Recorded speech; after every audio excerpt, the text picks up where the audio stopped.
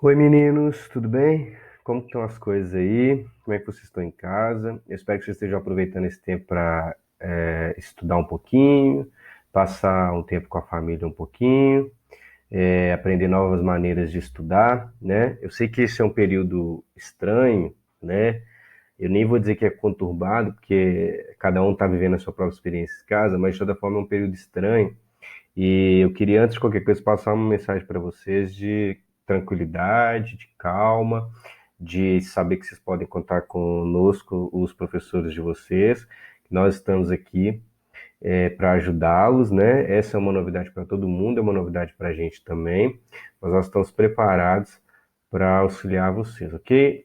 Nós, professores, a coordenação, sabe que a gente está sempre em contato o tempo todo, não, a gente não está longe de vocês em pensamento nem em espírito, não. A gente está longe fisicamente, a gente nem está longe, a gente está apenas separados momentaneamente, mas nós estamos o tempo todo buscando formas e pensando em vocês, buscando formas de apoiar vocês. Eu tenho certeza que a família de vocês também, e eu gostaria que vocês fizessem isso também por vocês, que vocês, neste período de isolamento social, que vocês se dedicassem a cuidar de vocês mesmos, tanto a parte intelectual, a parte acadêmica, quanto a parte emocional, espiritual, daqueles é, que nesse momento se sentirem um pouco sozinhos ou isolados, né? Vocês não estão.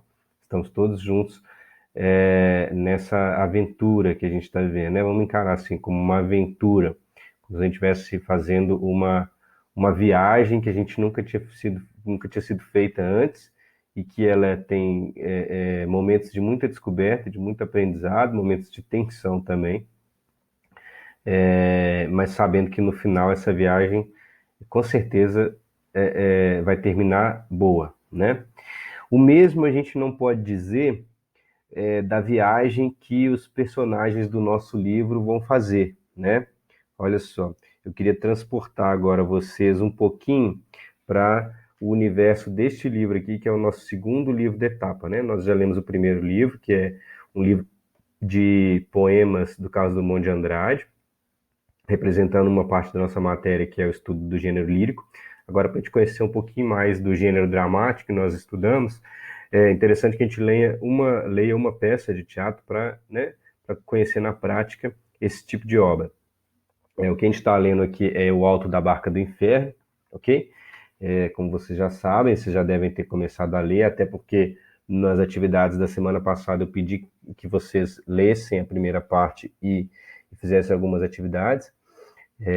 Então, para dar sequência, hoje eu queria falar com vocês um pouquinho sobre essa obra, né? Sobre essa peça do Gil Vicente, O Alto da Barca do Inferno, ok? Então vamos lá. O primeiro, vocês têm que entender que... Opa, peraí, que parece que travou aqui, o meu computador não está indo. Por que ele não está indo? Agora foi, né? Voltei, foi. Bom, vamos entender o contexto da época primeiro, né? Ó, essa obra é do Gil Vicente. Quem que é Gil Vicente? Gil Vicente é um português, ok? E ele viveu lá no século XVI. Então essa obra não é uma obra brasileira, é uma obra de língua portuguesa, mas é uma obra lá de Portugal, não brasileira, ok? O Gil Vicente ele escreveu essa obra lá em 1517, quer dizer, o início do século XVI, porque ele viveu ali no final do século XV, início do século XVI, entre 465 e 537, e ele era um escritor da corte portuguesa. O que significava ser um escritor da corte portuguesa? Essa senhora aí, ó, a dona Eleonor, né? Ela era a rainha de Portugal na época e ela era uma mecena. O que é isso? Ela pagava para o Gil Vicente escrever peças de teatro, escrever obras, escrever é, é, é, trabalhos artísticos, né? Para divertir a corte e divertir a população, né? Para ser apresentado para a população. Só para divertir, como para ensinar, enfim. É mais ou menos como se fosse hoje um crowdfunding, né? Que é as pessoas se juntam para pagar uma pessoa para fazer uma determinada coisa, né? Hoje em dia a internet proporciona isso. Antigamente existia uma pessoa muito rica que pagava para alguns artistas produzirem suas obras, porque as pessoas não podiam pagar por aquilo, né? Você não podia cobrar entrada para um teatro, por exemplo. Não era assim que o artista se financiava. Alguém rico tinha que financiar. Então, o Gil Vicente era uma espécie ali de... Ele era... produzia para a coroa portuguesa e a principal mecena desse autor é a dona Eleonor. Combinado? Bom, essa peça, como vocês estão vendo a data ali, ó, ela está inserida ali no final da Idade Média, mas já início do Renascimento. Se vocês lembrarem das aulas de Renascimento que vocês já tiveram nas aulas de História, nas aulas de artes, vão lembrar mais ou menos que período que é o do Renascimento, ali desde o século XIV, já tem alguma coisinha na Itália, até o século XVI, talvez até o XVII, um pouquinho, você tem alguns eventos que a gente coloca nesse âmbito do Renascimento, né? Essa obra, então, está nesse meio, nesse exato meio entre o final da Idade Média e o início do Renascimento. E eu vou mostrar para vocês por que ela está nisso, o que tem nessa obra que indica esses dois períodos, né? Bom, vamos lá.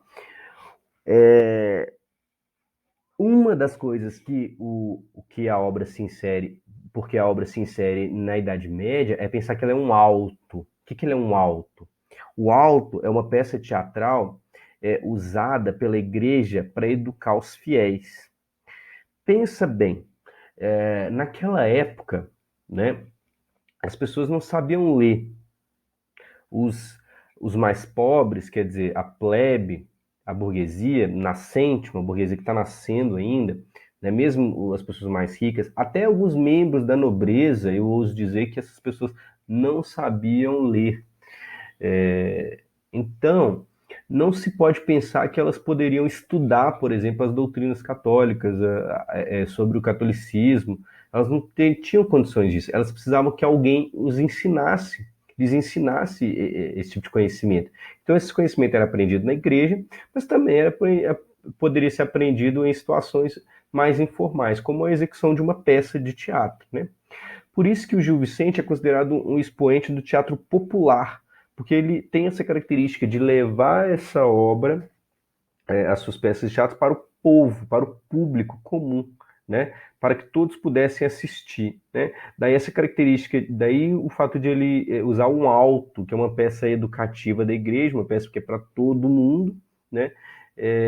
O Gil Vicente se apropria disso para produzir as suas obras populares, né?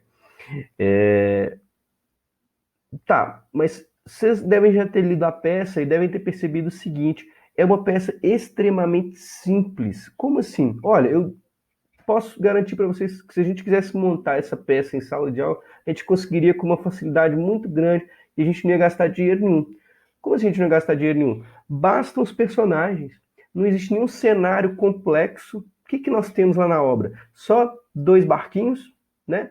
E os personagens que chegam, entram e saem o tempo inteiro, e é isso, e tá feita a peça. Quer dizer, não existe nenhuma complexidade na montagem dessa peça, nenhuma complexidade na montagem do cenário, a riqueza da peça, a riqueza do que a peça tem para nos apresentar está nos diálogos, né? Pense naqueles filmes, assim, aquelas mega produções hollywoodianas que tem aqueles efeitos especiais custam uma fortuna para serem executados, mas que não passa mensagem nenhuma, né? Ou então às vezes até passa, mas é diferente desse teatro popular do Gil Vicente, porque com pouquíssimos recursos ele conseguiu fazer uma obra que é um clássico, né? Quer dizer, então onde está o valor dessa obra? Nos diálogos, na interpretação que os personagens fazem e nos ensinamentos que a peça nos passa. Lembra que é uma peça que serve, que o alto é uma peça que serve para a igreja educar seus fiéis? Então ela está carregada de ensinamentos, né? Vamos comparar esse alto da Barca do Inferno com o alto que vocês conhecem, que é o Alto da Compadecida, né? Lá no Alto da Compadecida, vocês lembram que também era uma peça educativa, né? Por que era uma peça educativa? Porque queria mostrar para as pessoas, tenta lembrar aí, que aqueles personagens ali que não se comportavam bem, que não viviam a vida conforme as leis da igreja ou conforme as leis do bom convívio social, né? Ali só tinha personagem personagens pecaminosos, né? Eles todos seriam condenados ao inferno ali, né? Quando eles vão morrer, ao longo que eles vão morrendo na peça, né? Mas acontece um negócio interessante na peça O Auto da Compadecida, que é, lá no início da peça, na rubrica, a gente já tem que os personagens serão julgados pela misericórdia divina e não pela justiça divina. Isso é interessante, porque graças à misericórdia divina, todos eles vão para o purgatório. Quer dizer, eles em princípio mereceriam o inferno, porque eles eram todos personagens pecaminosos. Mas como a Compadecida, a Nossa Senhora, intervém, ela salva aqueles personagens, manda todos para o purgatório, porque eles foram julgados pela misericórdia, não pela justiça. Se fossem julgados pela justiça, estariam todos condenados. Nesta peça, O Alto da Barca do Inferno, acontece exatamente isso, de ser condenado pela justiça. Os personagens, em sua maioria, como vocês devem perceber, eles vão ser condenados ao inferno. Eles são todos pecaminosos, e quando chega lá na hora de atravessar, de pegar o barco que vai levá-los ou para o céu ou para o inferno, eles vão ser todos, em sua maioria, condenados ao inferno, né? Porque eles serão julgados pela justiça divina e não pela misericórdia. Então, olha aí como que essa peça se insere no contexto da Idade Média, né? É uma peça que gira em torno dos dogmas católicos, é uma peça que gira em torno dos ensinamentos católicos. Aqueles que vivem de acordo com os ensinamentos da fé católica vão para o céu, e aqueles que não vivem de acordo com o ensinamento da fé católica não vão para o céu. E isso é muito interessante a gente notar, né? Bom, mas, professor, como assim você falou essa coisa aí dos personagens que vão pegar um barco e vão para o céu, vão para o inferno? Lembra que a peça é uma peça educativa? E exatamente o que vai acontecer é isso. A peça serve para... Imagine que você está lá na Idade Média, lá em 1517, você não tem noção nenhuma de como que acontecem as coisas segundo a fé católica. Você não tem a menor condição de acessar esse conhecimento aprofundado, que é entender essa coisa de céu, inferno, purgatório. Meu Deus, que loucura é isso. Você precisa estudar muito para você compreender isso, né? Bom, em vez de você estudar, você pode ali assistir a essa peça. E essa peça, de forma muito didática, vai mostrar para os portugueses da época, para o público da época, como que acontece isso. Como é que é esse negócio de morrer para o céu, para o inferno, para o purgatório? Como é que é esse negócio? Não, bom, assiste essa peça aqui que você vai entender. É o seguinte, um dia que você morrer, você vai estar lá num porto. Aí vai ter dois barquinhos. Um barquinho que vai para o céu e um barquinho que vai para o inferno. Se você for mal, você vai pegar o barquinho do inferno. Se você for bom, você vai pegar o barquinho do céu. Simples, né? É um ensinamento muito simples que a peça traz. E como eu disse para vocês, é uma peça muito simples porque ela é composta de um único ato. Quer dizer, só tem uma cena, não tem que fechar a cortina hora nenhuma. Só abre a cortina e cena a peça, cortina, acabou. Não tem aquela coisa, transição disso, daquilo, não. Né? É uma montagem muito simples, exige pouquíssimas coisas. Quer dizer, lá no palco, abre a cortina, o que você tem lá no palco? De um lado, você tem um barco com o diabo e o ajudante do diabo. Do outro lado, você tem um anjo e comandando lá o seu barco, né? Por isso o Alto da Barca do Inferno. É um barco que leva para o inferno, uma barca que leva para o céu. Um barco tem o diabo, o outro barco tem o anjo. E os dois personagens que são imóveis lá na peça. De um lado está o bem, de outro lado está o mal. De um lado está o diabo com o inferno, de outro lado está o anjo que leva para o céu. Esse é o mote da peça. À medida que a peça vai acontecendo, quer dizer, o tempo o que acontece? Qual que é o enredo da peça, né? Tá lá o diabo e o anjo preparando para zarpar com o seu barco, levando para o inferno, para o céu, e aí vão chegando as pessoas que vão morrendo, vão chegando os mortos. Chega um homem, chega uma mulher, aquelas pessoas que acabaram de morrer, elas vão chegando e vão se encaminhando ou para a barca do céu ou para a barca do inferno, né? Só que é interessante notar que vão chegar personagens específicos. Não vai chegar uma galera lá, entrou para um lado, entrou para o outro, não. Vão chegar personagens específicos. Vai chegar um fidalgo, vai chegar uma alcoviteira, vai chegar um sapateiro, vai chegar um cavaleiro medieval, vai chegar o que eu já falei, do sapateiro, o fidalgo, um agiota, um judeu, vão chegar essas pessoas. Só que essas pessoas que vão chegar, vai chegar um frade, né, que é um padre, essas pessoas que vão chegar, na verdade, elas não são, elas estão ali para representar a sociedade daquela época. Cada um desses personagens representa um cidadão ali da que vivia naquele período. Ou seja, a gente tem um retrato satírico dessa sociedade. Cada um daqueles personagens vai ser uma caricatura da sociedade como um todo. Então, se chega um fidalgo, quer dizer, um nobre, aquele nobre ali ele vai representar o comportamento de toda a nobreza. Se chega um padre, ele representa o comportamento de todo o clero, né? É interessante notar que a escolha de cada um dos personagens, ela tem essa intenção de mostrar cada uma das figuras dos grupos sociais que compõem a sociedade da época, ok? Bom, e aí vamos falar um pouquinho desses personagens. O que acontece? Vamos pensar lá o nosso primeiro personagem. Começou a peça. Tem o diabo de um lado, o anjo do outro, cada um preparando para sair com o seu navio. Chega esse fidalgo. Qual que é a primeira coisa que o fidalgo faz? Ele vai em direção ao... O que é o fidalgo? O fidalgo é um nobre, né? É uma pessoa da nobreza. Ele vai em direção à barca do inferno, a barca do diabo. Ele perguntou, o que você está fazendo aí? Não, eu tô saindo do meu barco aí, entra logo, entra logo. Ele falou assim, não, beleza, vou entrar. Para onde que tá indo esse barco? Aí ele, não, esse barco tá indo pro inferno. Ele falou, como assim tá indo pro inferno? Meu Deus do céu, não posso ir pro inferno, não. Eu sou um nobre, eu vou pro céu. Cadê o barco do céu? Cara, não, o barco do céu tá do outro lado lá. Mas você não vai pro céu, não, você vai pro inferno mesmo. Ele falou, como assim? Eu sou um nobre, né? Eu deixei muita gente rezando por mim lá na terra, quando eu morri. Aí o diabo dá uma gargalhada, né? E fala, que deixou, que nada. Você lá, a sua mulher que tá rezando por você lá, ela tá já com outro homem.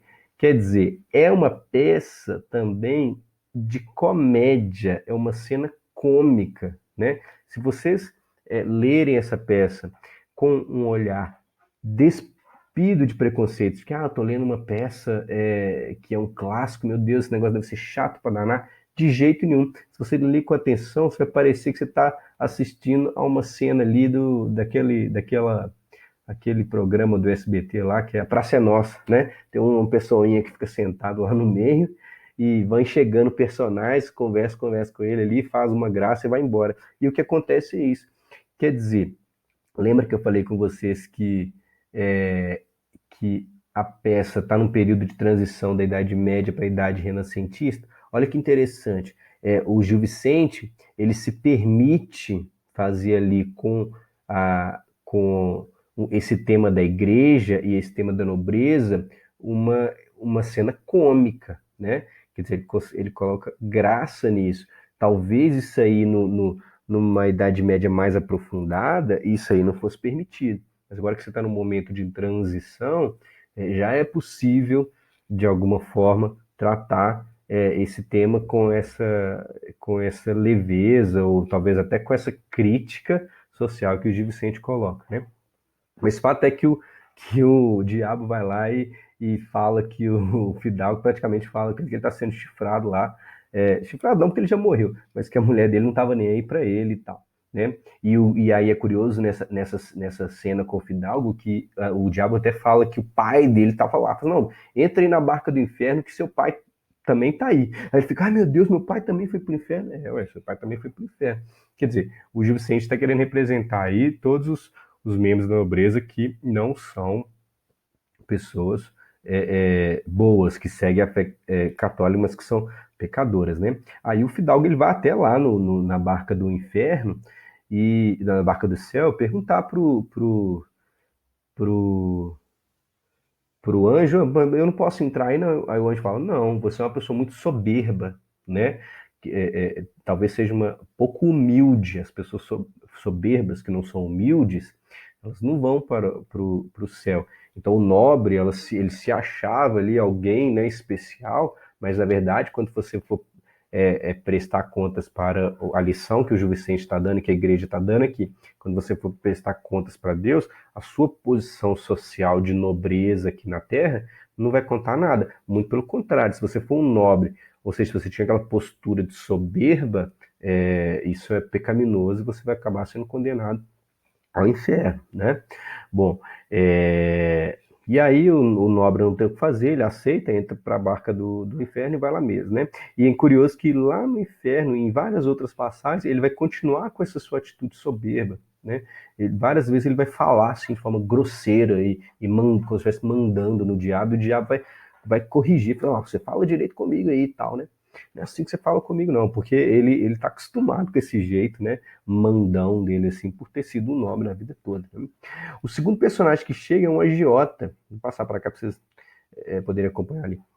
O segundo personagem que chega é um agiota. O que é um agiota? A pessoa que empresta dinheiro, né? Isso para a igreja, né? É condenado. Você não poderia, visto como você está ganhando dinheiro em cima do trabalho da outra pessoa, né? Então, a agiotagem não é permitida, né? Emprestar dinheiro a juros não era permitido. E aí acontece, não, acho que até hoje não deve ser bem visto pela igreja esse tipo de comportamento. Mas o fato é que chega o agiota, ele também vai lá para a barca do inferno. E da mesma forma, quando ele descobre que aquela ali é a barca do inferno, ele fala, não, eu quero ir para a barca do céu e tal. Aí o anjo fala com ele, não, em vida você foi uma pessoa extremamente apegada ao dinheiro, né? Olha aí, você está até trazendo uma bolsa, porque ele vem assim com uma bolsa cheia, uma bolsa, né? E aí, assim, essa bolsa nem vai caber aqui no barco. A bolsa está vazia. O, o, o anjo ele vai falar, não, mas minha bolsa está vazia, né? Meus milhões estão todos lá na terra, nem deu para trazer. Aí o anjo falou, você tá vendo? Você está pensando nos seus milhões até agora, né? Essa vida sua de agiotagem na terra te condenou aqui ao inferno, não tem outro jeito não, né? E aí chega o bobo, que é o terceiro personagem, que é o parvo, né? Que na maioria das edições está assim, o parvo. Que é o parvo? O parvo é uma pessoa boba, né? Uma pessoa simples, que não tem nada. E ele é o primeiro personagem que vai para o céu. O parvo, ele sim vai para o céu. E é engraçado que ele fica mandando um monte de xingamentos ali no diabo, falando, não, eu não vou para o inferno, não, que não sei o que, não sei o que, não sei o que, não sei o que, tal. E realmente o anjo fala, não, você pode ir para o céu sim, você fez as coisas que você fez na vida, mas você era uma pessoa inocente, você não sabia, né, das maldades que estava fazendo, você era uma pessoa boa.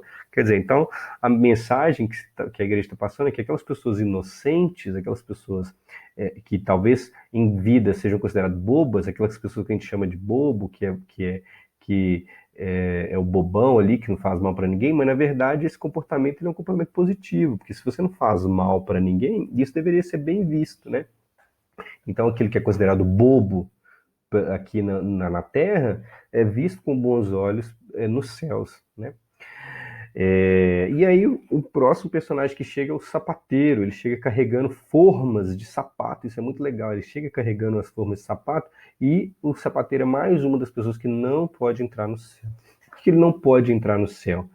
Porque o fato de ele chegar carregando essas formas é muito interessante, porque se ele morreu e está levando junto com eles as formas, isso é uma prova de que ele está ali pensando apenas nos bens materiais. Olha assim, nem a hora de morrer, nem quando ele morreu, ele largou ali o seu ganha-pão, aquilo que gerava dinheiro para ele. Ah, mas professor, isso é bom, né? A pessoa pensa no trabalho. Mas tem uma particularidade muito grande. Primeiro que você pensa no trabalho para ganhar a vida é uma coisa, mas você só pensa nisso o tempo todo, aí isso já não é visto com bons olhos. Aí não é porque você já é um trabalhador, aí pode ser que você já seja ganancioso, só pensa nos bens materiais. Você sabe que o primeiro mandamento é colocar Deus acima de tudo. Quer dizer, se você coloca o seu trabalho acima de tudo, está errado. Né? E outra coisa que o sapateiro faz é que ele enganava os clientes, ele roubava dos clientes. Então isso fez com que ele seja mandado ao inferno também. Observe uma coisa muito interessante. De todos os personagens que eu falei até agora, olha só, o Fidalgo, o agiota, o bobo, o sapateiro. A primeira coisa que esses personagens fizeram quando chegaram lá no seu chegaram lá no porto, diante das duas barcas, qual foi a primeira coisa que esses personagens fizeram? Eles foram direto para a barca do inferno. Olha que interessante isso. Por que eles foram direto para a barca do inferno? Porque lá no comecinho da peça fala assim, que a barca do inferno está toda enfeitada e que a barca do céu é mais simples. Então olha que interessante, os personagens todos, eles chegam lá no porto, olham para aquela barca toda bonitona e olham para aquela barca simples e eles já vão direto na barca bonitona. Só que a barca bonitona é a barca que leva para o inferno e a barca simples é a barca que leva para o céu. Olha que lição que estão nos dando nessa peça, né? Está querendo dizer o seguinte, olha, o diabo é mentiroso, o diabo ele engana, ele faz parecer que uma coisa é boa, né? Ele pega uma coisa boa, uma coisa que é ruim, transforma em boa para ela parecer boa, mas na verdade ele está querendo te enganar. Então quem não ficar esperto acaba caindo nas armadilhas do diabo. E mostra como que os personagens têm uma visão muito errada da vida. Aquilo que é suntuoso, aquilo que é bonito, aquilo que é tudo decorado, chama a atenção deles. Aquilo que é simples não chama. Mas só que é o simples que vai te levar para o céu. E é aquilo que é excessivamente materialista, suntuoso, bonito, às vezes decorado, pode ser que aquilo seja para te enganar e não está ali a verdadeira salvação. A verdadeira salvação está em outro lugar, está lá na simplicidade. Isso é muito interessante. Até o frade, que é o padre, vai cair nessa também, porque na próxima cena vai chegar um padre e o padre também vai ser levado para a barca do inferno. Mas pessoal, até o padre mas olha que interessante, esse padre ele vai chegar junto com a namorada dele. Olha que loucura isso, né? O padre chega junto com a namorada dele para ir para o céu, para o inferno. E, obviamente, isso já mostra para a gente que ele é um padre que não cumpria os preceitos da igreja. O padre não pode ter namorado, o padre não pode ser casado. E aí, claramente, ele vai ser mandado para o inferno, né? E aí, o fidalgo, eu não lembro se agora se é o anjo ou se o diabo vai perguntar para ele, mas espera aí, você tinha sua namorada aí lá no, no convento, lá os padres não brigavam com você? Eu falei assim, não, todos eles tinham também, os outros padres não brigavam, não, todos eles tinham também. Então, quer dizer, a igreja está aí, o Gil Vicente, denunciando para a gente como que alguns membros da igreja, mesmo os membros do clero, não estão salvos, eles não vão ser salvos só por serem membros da igreja. Eles são membros da igreja, mas eles são pecaminosos e vão ser condenados igual a todos os outros. Ok? Bom, os próximos personagens são todos esses aí. Vão chegar o judeu, uma alcoviteira, um corregedor e um procurador, que são homens da lei, né, como se fosse um juiz e um promotor, assim, né? Vai chegar uma pessoa que foi condenada à forca e vão chegar no final 4 cavaleiros das cruzadas. Eu não vou detalhar o que acontece com cada um desses personagens, não. Eu quero que vocês leiam o que vai acontecer com cada um desses personagens e tirem lições do que se quer passar, que ideia que se quer passar com a presença de cada um desses personagens, que tipo de pessoas que esses personagens representam, ok? E principalmente eu queria que vocês se atentassem a 2 personagens em especial, o judeu e esses 4 cavaleiros aqui. Eu queria que vocês lessem pensando o que de especial, de diferente aconteceu com o judeu e com os 4 cavaleiros, né? Terminem pensando nessa questão aqui para mim, ó. No que eles se diferenciam, né? Teve algumas coisas que eu falei aqui durante a explanação sobre o livro, mas que elas não vão se aplicar ao judeu e elas não vão se aplicar aos 4 cavaleiros. O que tem de diferente nesses 2 grupos aqui, nesse grupo de personagens aqui, que faz com que trazem para a gente uma reflexão muito interessante, né? Então, fiquem com essa questão aí, ok?